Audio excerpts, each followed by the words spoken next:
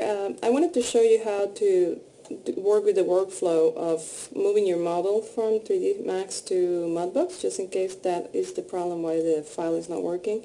I did a test previously, and you can see I added the metal material to the belt buckle, so it's working fine. Now let me show you what I did to get to that level, where you can just transfer from one to the other. First of all, make sure that in 3D Studio Max, when you create your materials, you have a folder within the same location that the scene, the 3D Max scene is. You can have a folder. Directories are important. You can set them up any way you want to, but make sure that they're consistent. Like, you make one big folder for your whole project and call it, GAD, the name of the class. And then on that, you can just create another folder for character, and then another folder for character textures.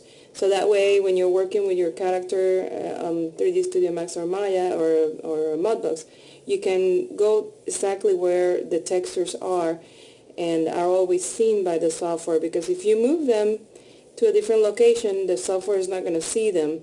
Or if you move the scene to a different location, the scene might not see the directory, the subdirectory that was there. So that's where the problems start. So once we do that, let's work on that buckle. I'm going to go to the material editor.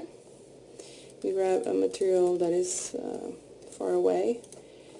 Use this one here, 21 default.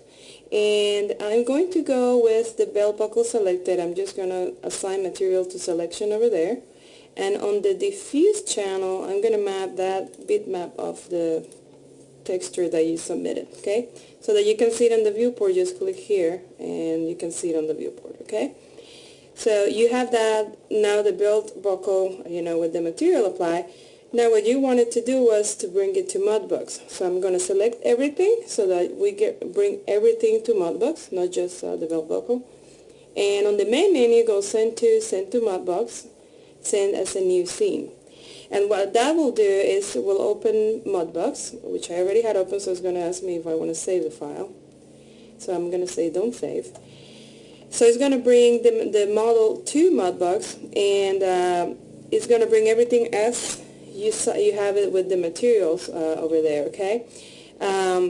If this happens, that kind of stalls on you, just select the human body, display frame selection, and what you can do is hit the home arrow key over there.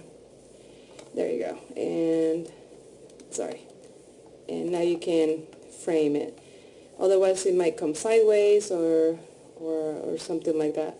But if you see, there's the belt buckle. And now you have it imported into Modbus.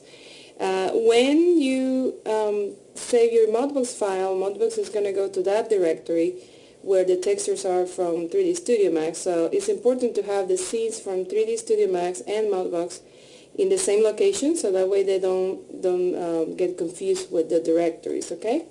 So I hope this helps, and I look forward to seeing your revisions on this.